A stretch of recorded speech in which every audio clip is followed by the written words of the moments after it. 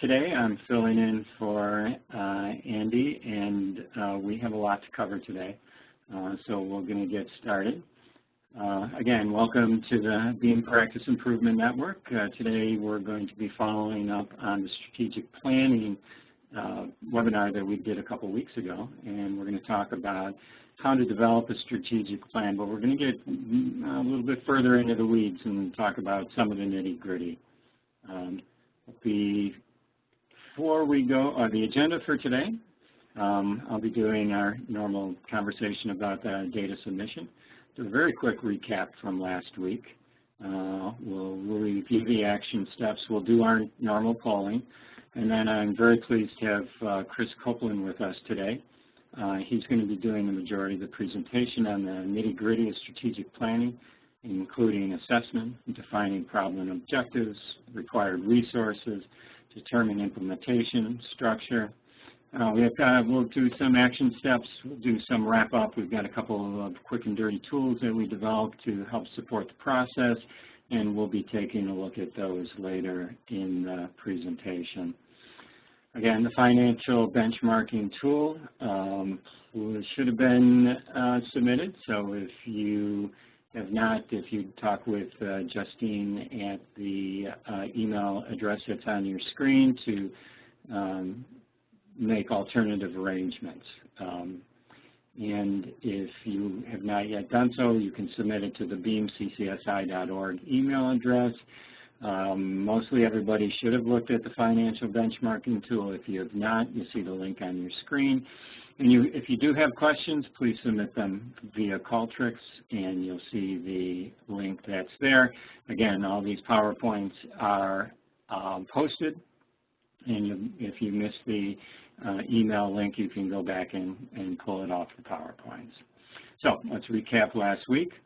Last week's action steps were to sit down with your CIT and discuss how you can use your financial model for strategic planning. We asked that you think about what you'd hope to accomplish with the strategic plan, what you need to get into place to be ready for strategic planning, and who you need to convince in order to have a successful strategic plan. Again, last week, or 2 weeks ago, we talked more in general framework, concept of strategic planning, what you need to have in place, and we're going to follow that up today with some pretty specific suggestions for you. But as part of our own quality assurance, we're going to post our normal polling questions. The first one's going to be, what did your team decide? Will you start a new plan immediately? Yes, but not immediately, not sure. No, we don't create a new strategic plan, or we haven't discussed it yet. The second question is our normal question, is how you've logged on. And the third question is who's on the line. And Ashley, if you could post those questions for us right now. Sure.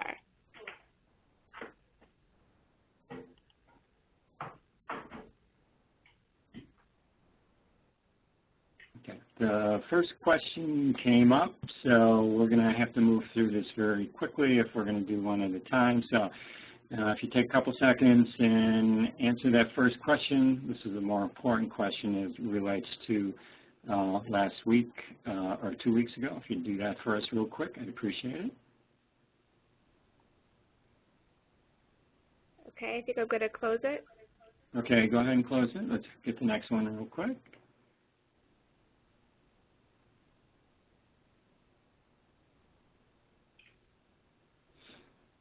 It's closing. Okay.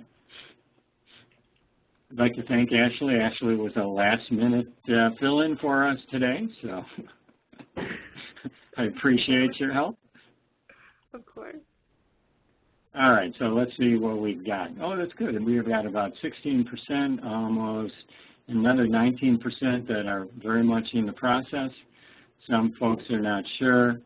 And only 3% don't plan on doing that forward. That's really great. I'm excited to see that response. Actually, I think that, well, let's do at least one more. Can you post the second question? All right. Did you log in alone or as a core team? we'll give you, this is a usual one for everybody, so we'll give you a quick 15 seconds to tap on that, and then we're going to move forward. Okay, I'm going to close it. Okay, and then let's go to the last one real quick. Oh no, I forget. I don't usually do this. I get the answers. Okay, logged in by myself. It's the largest group. Other person, that's great, and some of our people didn't answer. Okay, let's do the last one real quick for us. Okay. Okay, who's on the line? Finance, clinical, executive, clinician, or professional staff. We're going to do a real quick one on this, Ashley, also. Another 10, 12 seconds. I'm going to close this down. Yeah, go ahead and close that down.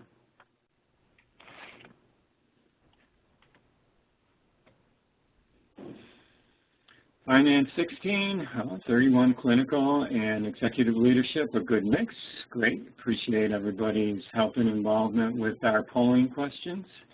And what I'm going to do right now is I'm going to be happy to pass control over to Chris Copeland, and Chris is the Chief Program Officer of the Institute for Community Living. And Chris, you should be having controls, and take it away. Thank you, David. It's great to be here. As David pointed out, I'm trying to take from the strategic planning webinar that we did 2 weeks ago, which was very high level, excellent in terms of bringing the theory, and I wanted to make sure that we brought that down to the real work of the clinic, and I'm going to be going through an overview of that. And just to say that what I'm going to be talking about are some really hard-won experiences I've had in terms of trying to bring programs, not just clinics, but many programs that rely on productivity and revenue at the same time trying to provide high quality to a point of being financially viable. And this has been, for me, an experience where what I'm going to be talking about today, as I say, has been very hard won, and I've failed a number of times before coming up with what I believe is to be a fairly structured approach to making changes. So next slide. So what I'm going to be going through is how to do an assessment, defining the problems, objectives, goals, looking at the team and the resources that you need. And then perhaps the most important and difficult part is the implementation structure. Once you've defined what you want to do, how do you make sure you can track it? How do you make sure you hold people accountable? How do you get people on board with that plan? And talk something about accountability. We often fail in making changes because we have really good ideas, but we don't know how to implement them and follow through, which is sometimes the most difficult and painful part of this process.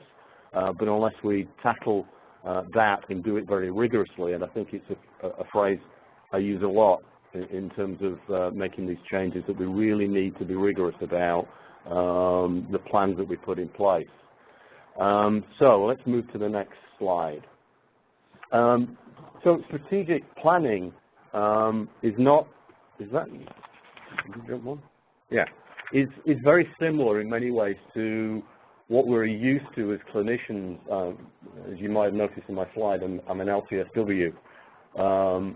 It's very similar in what we do with treatment planning with clients, and maybe an analogy can help us sometimes in trying to figure out how we make changes into these very complex structures. So thinking about the clinic that you're working with is the client. So what does the assessment tell you? You go through an assessment process with people who are receiving in clinics. You focus on a number of goals to work on. People bring with them a multitude of problems that are very complex and interrelated, but it's our job to figure out the key changes that we can make, and that's very similar to looking at a clinic. It's a very complicated process, but we need to focus somewhere. You then work with people about what tools and resources do they have and do you bring. Again, the same the same process that you would go through. You can't make changes unless you have all the resources, all the tools, all the people that can help you with the changes lined up. Making immediate steps, immediate wins are very important for people in treatment, and also very important for seeing that we can make changes in clinics. And then you need to know how is treatment successful.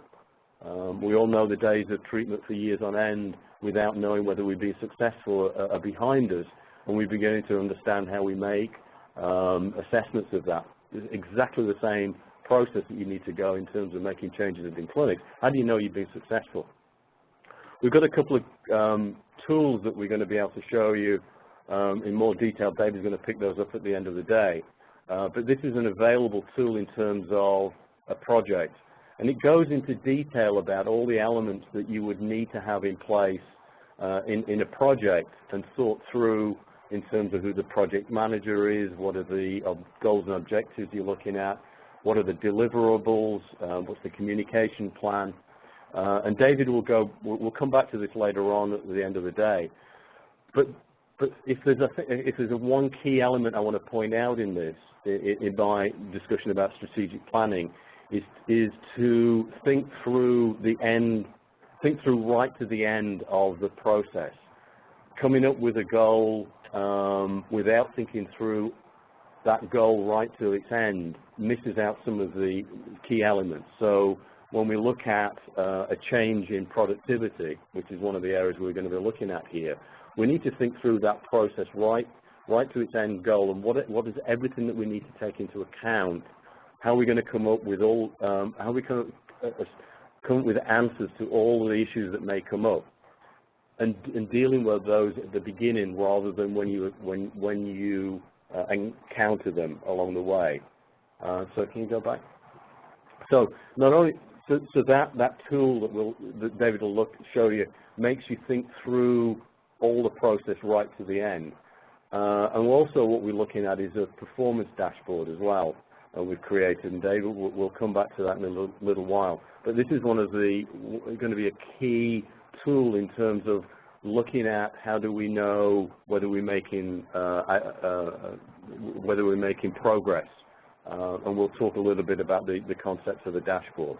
So a couple of tools there that we'll come back to. Okay. So the first part is conducting the assessment, and really conducting the assessment is using the financial benchmarking tool. And you're going to be using that benchmarking tool to come up with some clear goals that make a change toward the bottom line. And that's really what we're looking at in this, is making sure that the goals that you are choosing have a clear impact on the bottom line. And looking at this impact framework, which is something that we really ought to copyright, I think, within CTAC. It's something we came up with over the last few weeks. But essentially, it's just another tool to look at, but look at visually. We've been doing a lot of work recently around design thinking and trying to use other methods to generate innovative thinking. And this framework is fairly self-explanatory in terms of there are goals, there are changes you can make to the clinic that could have a high impact or a low impact on the bottom line, and some of them are easier and some of them are difficult to implement. And using something very visual like this can generate a discussion amongst the project team around agreement or lack of agreement on how easy or how much impact something could have.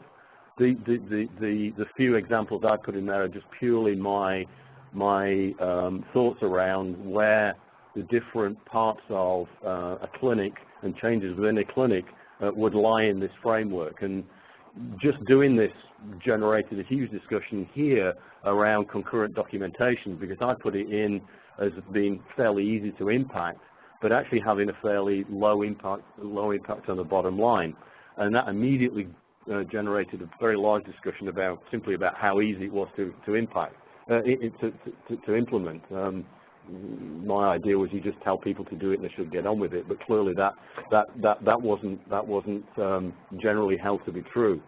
But using something like this can really begin to make sure that that the project team agree on the different elements that you're looking at to change, and whether they are going to make a difference or whether they're easy to implement. And clearly in a framework like this, you should be looking at, to begin with in the area of high impact and easy to implement, and really not spending a lot of time over difficult and low impact areas, and trying to figure out where in the easy to impact and low impact, easy to implement and low impact versus high impact and difficult to impact, making sure that you are picking changes that fit easily in those right areas, and focusing on the easy to implement. So anyway, it's just a framework to be used to look at, and a visual rather than what we normally do is intellectualize about problem solving. This gives you more freedom to move your choices around this framework and agree on them. So, is this moving over to David? Yeah. So I think I'm moving over to allow David to continue now, defining problems and objectives. Okay, thanks, Chris. We're going to take a look at some quick examples of what Chris has been talking about, and we really put the benchmarking tool together to be able to address some of these issues. So, defining problems and objectives, what change would have an obvious impact on the clinic bottom line and are within the immediate control? We talked about that a lot last time, is what is within your immediate control? What can you start looking at? What has a change on the bottom line that's positive? Chris talked about find successes, build momentum, get people involved and interested. See that it is doable. And look at the model analysis and play with the numbers. What makes the red go away? And make sure the clinical and financial objectives line up. Clinical and financial objectives line up. We talk a lot about people really fear that the changes that they're going to make in the operations in the clinic and the efficiencies that are going to build into the clinics are going to have negative impacts on the clinical performance and the clinical outcomes. We need to take that conversation seriously. We need to find ways to assure that we build our efficiencies into the system without compromising our clinical outcomes. As we move forward into the new Medicaid managed care world, clinical outcomes, our ability to be able to demonstrate our clinical outcomes are going to be key. We can't do anything that begins to compromise that, so that has to be a very important part of the conversation. But at the end of the day, we have to move the needle. We need to be viable to be able to survive. So we're going to look at a real quick example, and today we're going to use productivity. You'll see the disclaimer, and what you're going to be working on will be different from clinic to clinic. It's not always about productivity. Many times it is, and many times it's productivity in other factors, but we just want to make sure people understand that the model is designed for you to find out which of your variables are sensitive, what you have control over, and what's really going to move towards fiscal viability. So Chris talked about doing an assessment and using the financial benchmarking tool to do that. So here's an example of an assessment. Now, when I pull something like this out, and if somebody would show it to me, I look at a couple things. First of all, you see that this small clinic is generating a $100,000 loss, and they're losing about $9 per unit of service. We'll look at a couple of other things. The direct care as a percentage of total costs is 57%. That's pretty good. 57% of all the costs in this clinic is going into the provision of services. So that's not something that I would be too concerned about looking at. If you run up to the payer mix, we're going to look at, well, it's about 61% Medicaid participation. That's not bad. The third party is 23%, but at $107 at a reimbursement rate, yeah, that's not too bad. Free care is 3% and no payment at 1% is fairly low. So there might be some work to do at this level. But it's not a bad situation to be in. And then I'm going to bop over to the number of billable hours to paid hours. I'm going to be taking a look at that. That's 53%. The numbers that people always ask us, what should it be, what should it be, what should it be? Well, it should be what you need it to be in your clinic, but sort of the number that we talk about is around 60%. So at 53%, then I'm going to key in at that number. So if you go to so during that I sit down with our team, we run some different scenarios, and we find that if we take the percentage of billable hours of paid hours up to 63%, and we move our total unit of service count up to 11,889 from, in the prior was 11,091, suddenly we take that $100,000 loss, and without making any other changes, we have a surplus in this program.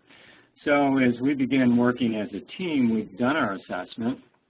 We've identified the variable that we have control over. We've identified the variable that we believe that we can impact upon, and set the goal, and the goal would be to be able to reach a monthly unit of service count that would annualize out to 11,889 units.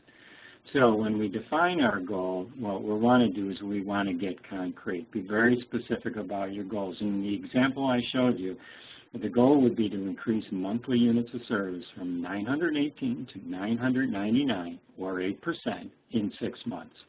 This will result in an annualized rate of 11,889 units. What's the rationale?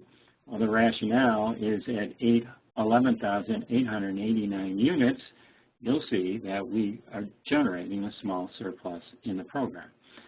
The other reason we would do that is that the rationale is there, and this is how it's calculated.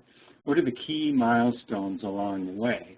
Well, we do know is that we need to go a number of unit increase over a 6-month period, and we can calculate the number of units per month that we need to increase on a month-by-month basis to make our goals. If you don't meet your milestones, what is your contingency plan? Chris is going to talk a little bit about this later. What our consequences are set in place if you don't achieve these milestones?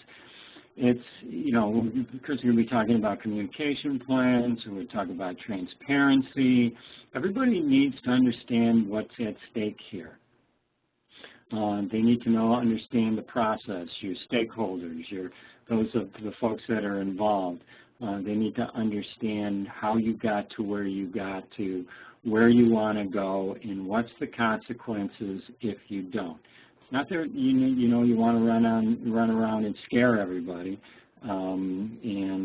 but people need to understand what is at stake, and that's a very critical part of your communication plan. Chris, I'm going to pass the controls back over to you. Thank you very much, David. So, in terms of my experience, and as I mentioned, hard-won experience, being that concrete and being that definite about the goal and how to get there, without that, it's very difficult to track change, and it's very difficult to do the rest of the work we need in terms of consequences. So, you go to the next slide. So we were talking about doing an assessment, defining the problems, objectives, goals through the benchmarking tool. You've done that, and now we're looking at the resources and the treatment. Your treatment team. Who is it you need to make sure that you can achieve the outcomes? And we've got. I want to go through a few of these really critical people: the project sponsor, the project manager, subject matter experts. And then also, before you set off on these changes, really making sure you understand how often you're going to meet, and not just, there isn't just going to be one meeting going on. There are going to be different meetings going on at different levels of the organization that are looking at different data. So you could think of an example in where the executive staff may just be looking at the outcome of the number of units that have been provided in a given month. Whereas at a clinic level, you're going to be looking at how are the individual staff doing and how's the systems working. And then in supervision, supervisors will be looking at these numbers individually with the clinicians, and how do the clinical work and the no-show rates influence those individual people. So I always think about the numbers rolling up, that as you get further and further away from the clinic, the numbers get more aggregated. The more closer you get to the clinic, the more detail you're working with. And I think it's really important that everybody understands the level of detail at each level they're working with. So you don't have the executive director, the executive leader worrying about an individual person's productivity. That needs to be dealt with at the clinic level. So understanding what you need, what level of information people need at different levels through the process is really very important. And then you can begin to hold people accountable for delivering those different levels of different results. So the individual clinicians responsible for their individual productivity, the supervisors responsible for making sure their staff meet that productivity, the clinic directors responsible for making sure that in total the individual productivity plus maybe the fee-for-service staff are providing services at the right level. So each level has its own set of goals, and so we can begin to make sure that we know how to hold those people accountable. So the project sponsor, often an overlooked important element to any project, and the project checklist that David will go through later on is essentially the document that will be created for the project sponsor to initiate or make sure that people involved in the project were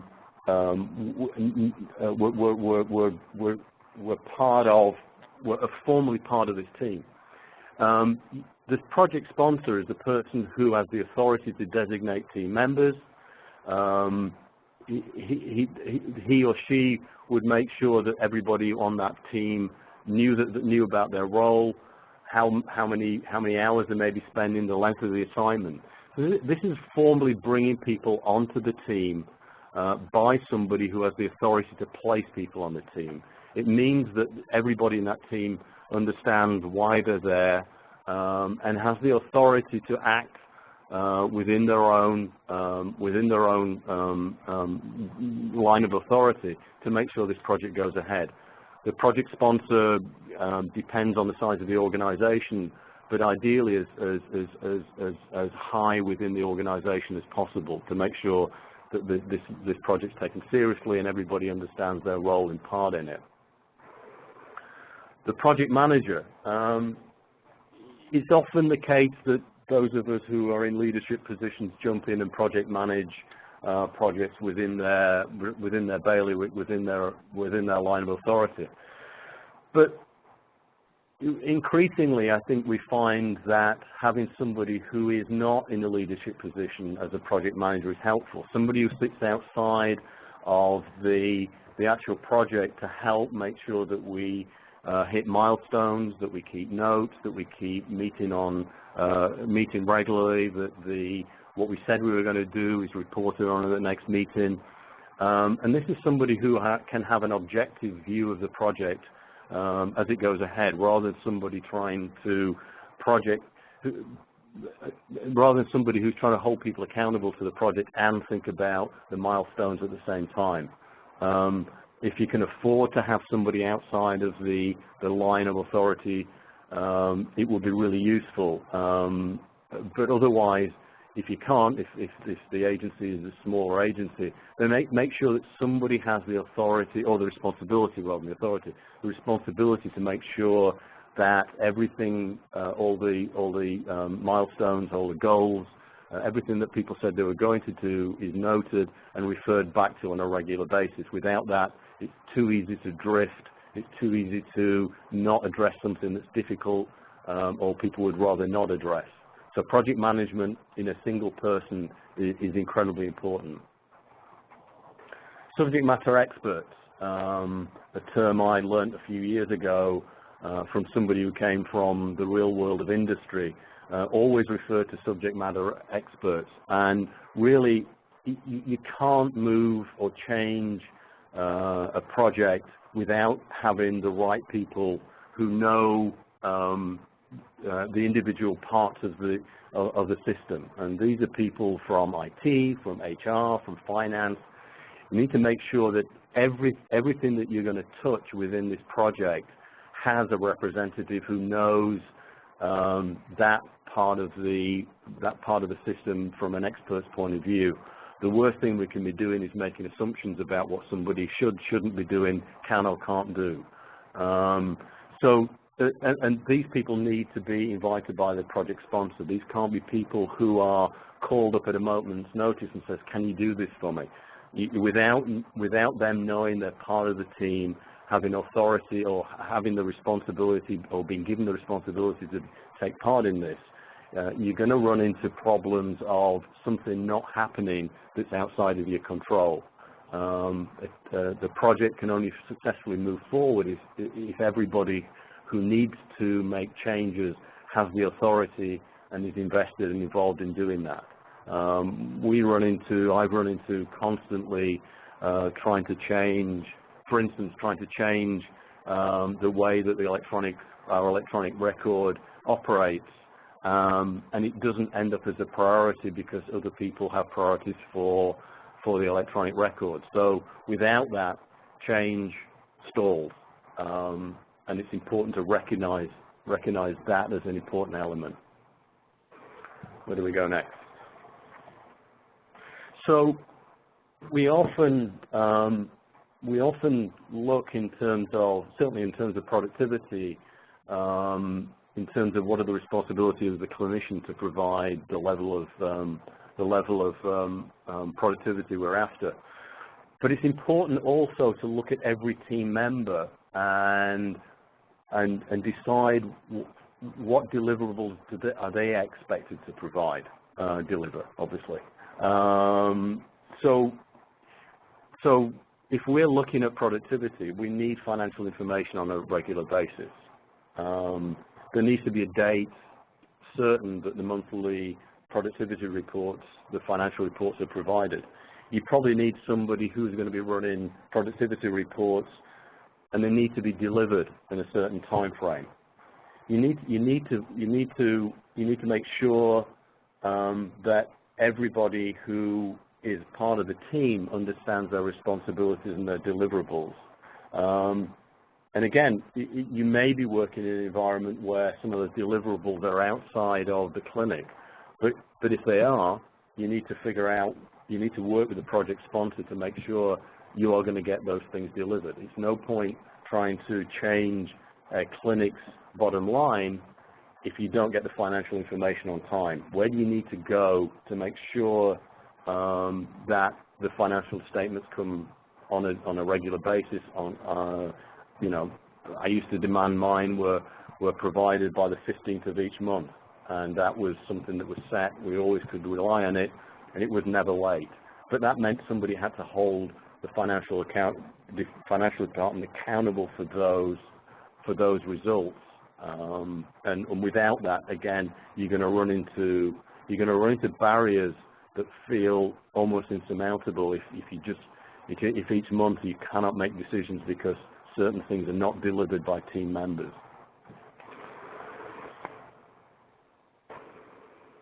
So I think we're back to David, aren't we? So so going back to our overview, we've done the assessment, we've defined the problem, objective goals, we've used the benchmarking tool, we've got a team together, we know who the team is, we know what their responsibilities are, we know what they should be delivering. And then we need to make sure that we're implementing the changes that we've decided on. So we need to monitor and track goals. We need to create a communication plan. We need to look at accountability. And finally, we need to understand that this is an iterative process, and I'll come back to this fail fast, small, and cheap statement towards the end. So I'm going to hand it back to David now to talk about monitoring and tracking goals. Perhaps the most critical part of all this is knowing where you are, where you've come from, where you're going, and that's what David's going to talk about now. I hope. You got you're there. Great, thanks. Well, one of the things that we think about tracking goals is it's a dynamic process. It involves identifying your variables. As Chris said, it involves getting information. It involves getting information into a format that can be consumed. And we talk about consuming information, about being able to be consistent and on time. One of the things that I just really want to emphasize that Chris was talking about, this project has to be a priority. We're talking about fiscal viability here. We all become very, very busy. We all have priorities in our life, and a lot of times there's leakage in certain areas. It's going to be critically important that this project is a priority, and one of the ways in that it's transparent, and one of the ways you can hold accountability across the project and the project team is to develop a dashboard that shows where you started, where you are, where you need to get to, and what you're going to do in the process. In a little bit, I'm going to show you a little bit of a performance dashboard that we put together. And let me speak real quickly about the concept of dashboard. I'm sure people have been hearing that phrase more and more. And it really comes from the fact that a dashboard, like a dashboard of a car, when you're driving the car down the road, you don't have to read a report to figure out if you're running out of gas. You don't have to listen to somebody talking to you for 20 minutes to figure out that your engine light is on or that your engine is overheating. The dashboard is a concept where you can pay attention to what you need to pay attention to, which is driving down the road and driving safely. And you can glance down and you can know where you are against some key variables in just a glance. And that's what we're really talking about in a dashboard, is how do we present information, valuable information, consumable information in a very brief and easy format. And that's sometimes difficult to do, but what we have here is, we need to leave the narratives behind. Narratives are just, everybody explaining what happened, why it happened, who it's happening to. We want numbers. We want, this is where we started, this is where we need to be, and this is where we are in the journey. And narratives too often can just be used to make excuses. So if we're saying, in order for us to be fiscally viable, at the end of 6 months, we have to be generating 991 units per service per month. And if we're not, A, B, C, and D are going to happen, then we need to have clearly articulated not only the what or the why and the when, but also be able to demonstrate how we're doing through the process. Could you flip to the next slide? So when we talk about dashboard, I'm going to show this in a little bit more detail in just a bit. This is a performance tracking dashboard, and this is against the example that we were talking about before. We had assessed that we're a starting point at 918 units of service per month. We need to get to our target of 991 by the team had determined that we have 6 months to get there. Now, when you look, the reason we call this a dashboard, you can look at this really quickly and you'll see 3 things. You'll see what our goal is, in the goal is what our trajectory is. You can see where we start. You can see the blue line is your trajectory line, and that's where the performance increases that we need to see over time. And you look at it real quickly, and if it's red, that means we haven't made it. And if it's green, that means we have. It's a very simple process where you can see your key variables, you can see how well you're performing over a longitudinal period in a very brief glance. These are not reports, they're not narratives, it's the dashboard. It's taking a look very quickly to see where we are and where we need to be. This also then allows your team to say if by the 4th month you're still in the red, then you need to sit back down with your team and say the strategies that we put in place are clearly not working. What's the next step? Chris? Okay, thank you. So the consequences. What we are arguing here is that when you set about setting the goals for the next 6 months, then not achieving those goals have consequences. So fundamentally what we're looking at within these changes to the clinics is improving the quality of care and the bottom line. Both of those have to maintain.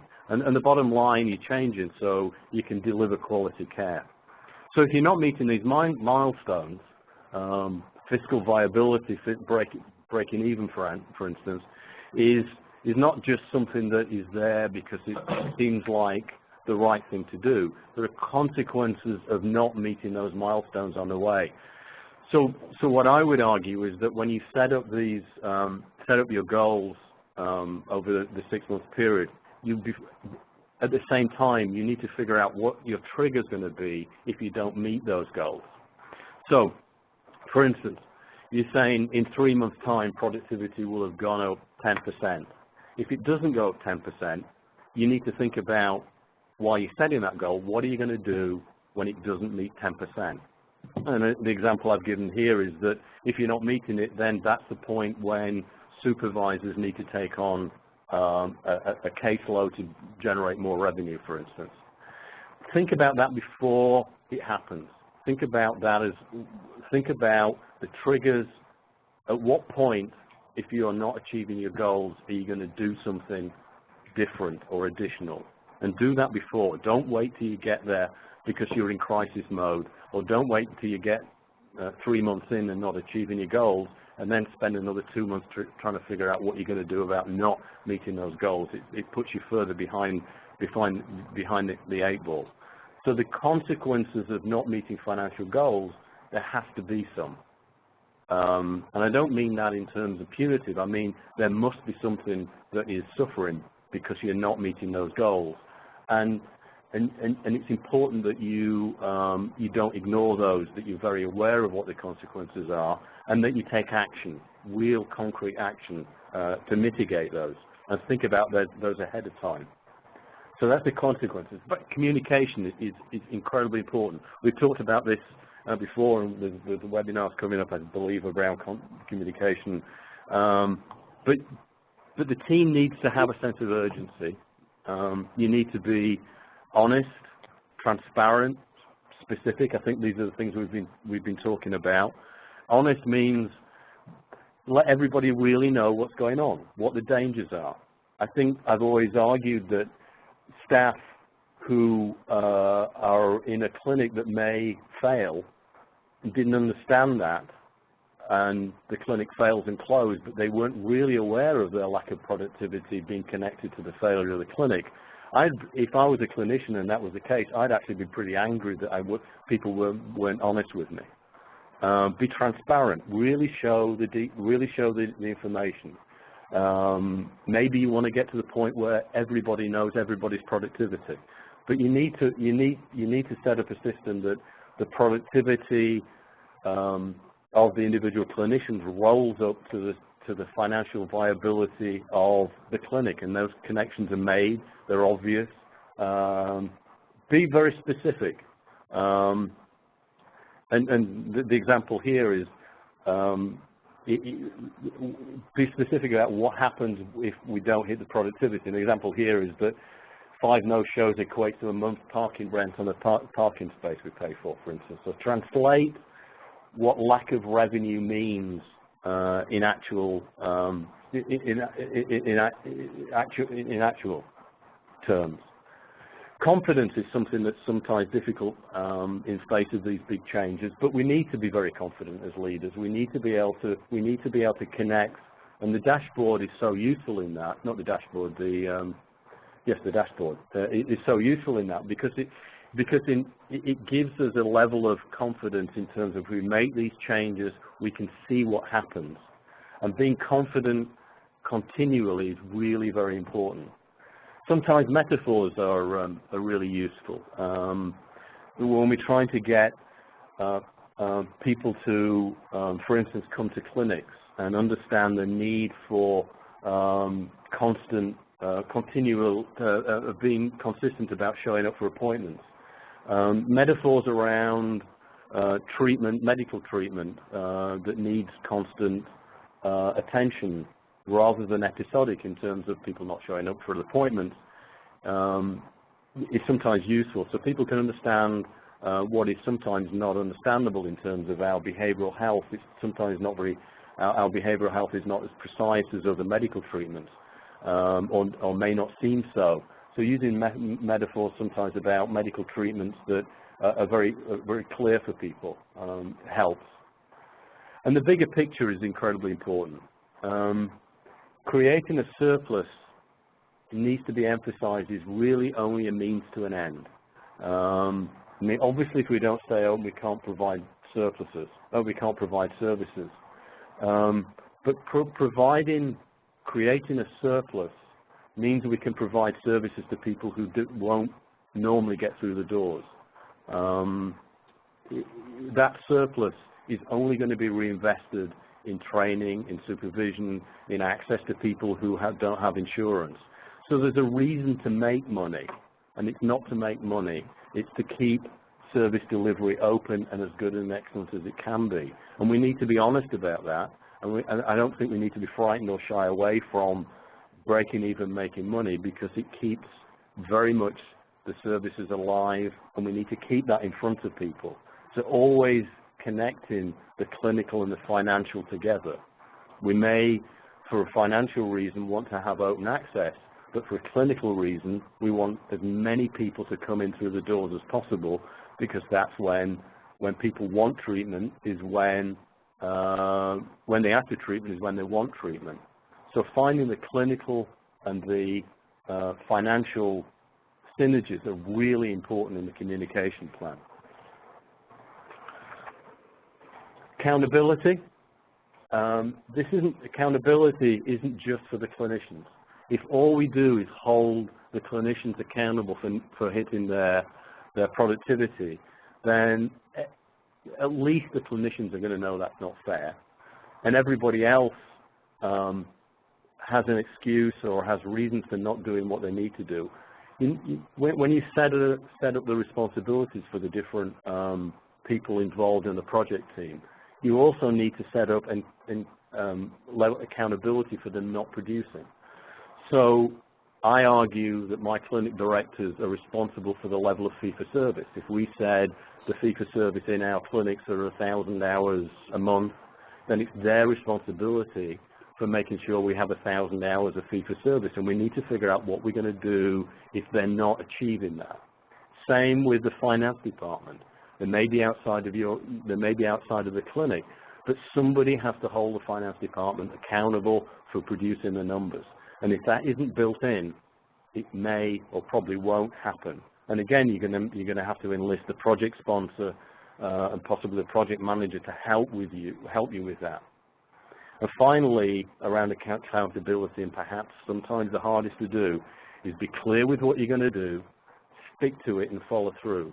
If you don't follow through in the consequences of not achieving what you said you're going to achieve, then you begin to drift again. You begin not to you're not to achieve the goals. You've really got to make sure that you have and are prepared and have thought through what you're going to do with that staff member who, with all the support, all the training, all the clients, is not sticking to the goals that you set. You need to know what you're going to do before that happens and stick to it and follow through. And the last slide here, fail, fast, small, and cheap. What we mean by that, what I mean by that is that you need to be doing things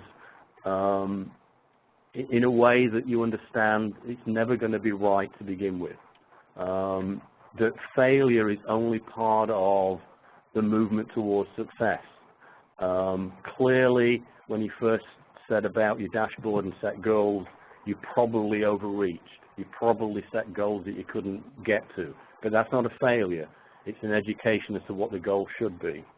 You don't want to do things for too long. You need to assess things very quickly. So if you're looking at open access, you're looking at productivity, and you're not achieving what you want to do, reassess very quickly.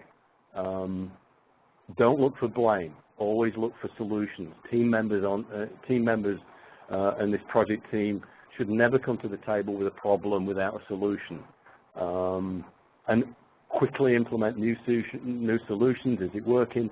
If not, refine and move on.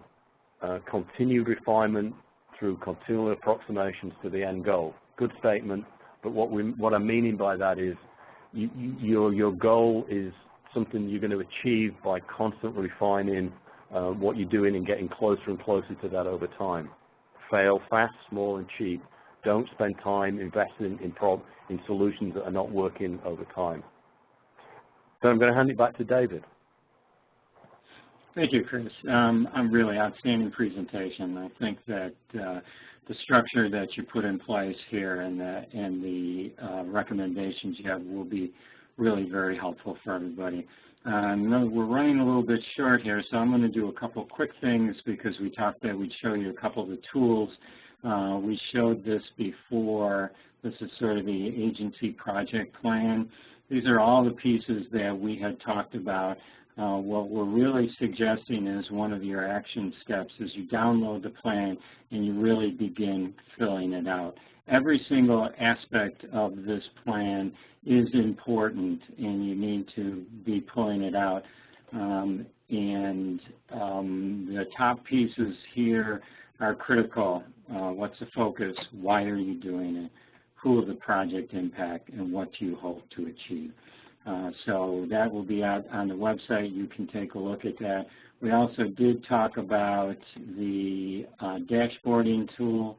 I'm going to show you that real quickly in just a couple seconds. 1 second here. Okay. This is the dashboarding tool. It's designed in such a way that it can be used for any project. You'll see that it has our normal standard of if it's yellow, it's an input field. If it's blue, it's a calculated field. Here's the use case that we just discussed. We have a starting value of 918. We want to go to 991.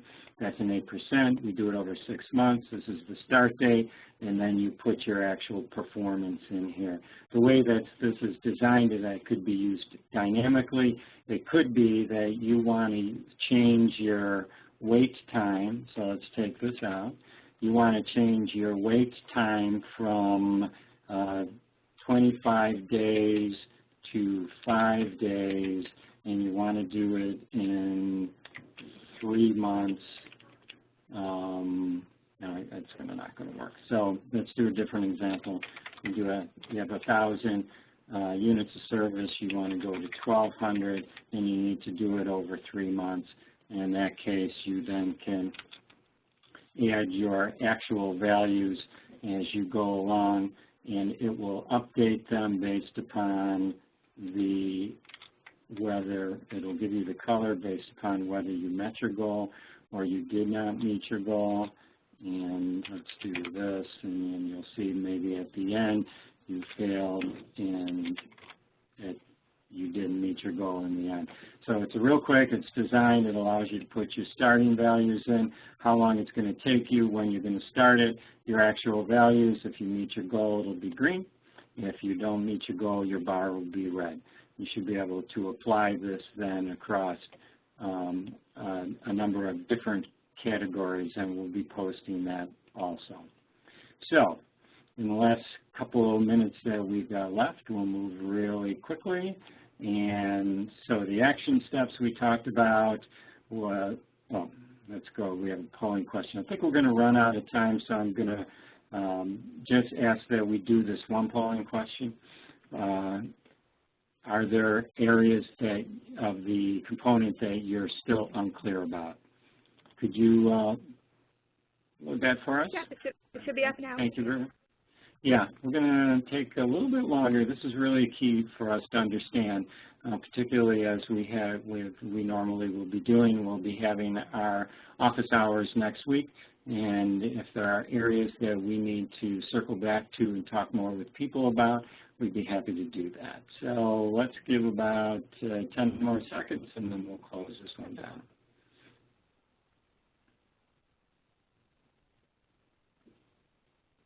Okay, I'm going to close this out. Okay, actually, that'll be good. Thanks.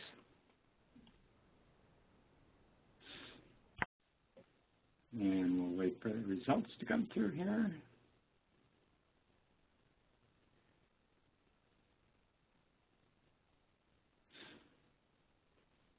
You know why Andy always says that he wants to run the Jeopardy music while we're waiting for the results. Well, I'm going to sort of move along. We'll pick up the results as we pick them up. We're going to skip our final polling questions, action steps before the next webinar. Sit down with your team and discuss how you can move forward with your strategic plan. Pull out the project planning worksheet. Take a look at it. If you're going to move forward with that, begin filling it out. Please develop and send any questions you have to CTAC so they can be answered in office hours next week.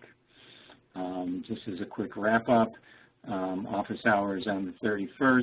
We'll be on the 7th. We'll be working around using your financial model to develop a plan for fiscal viability, and we'll have office hours the week after that. We have new upcoming training dates for supplemental trainings. You'll see these are off of our, at least some of them are off of our Friday schedule. Tools and strategies for maintaining productivity goals and facilitating successful team meetings. Got a lot of requests about helping with structure around meetings. We're going to be seeing that registration coming very soon. Again, if you need to do your data submission, please do it to the links above. The financial benchmarking tool, the project planning tool, and the performance dashboard will be posted. And here's your contact information, and thank you very much. We only went over 2 minutes. I'd like to thank Chris and as always, Justine and Ashley for pitching in for us today. I hope everybody enjoys a wonderful and safe holiday weekend, and Chris and I will be available next Friday to answer any questions you had about today's presentation. Thank you very much. Enjoy. Bye-bye.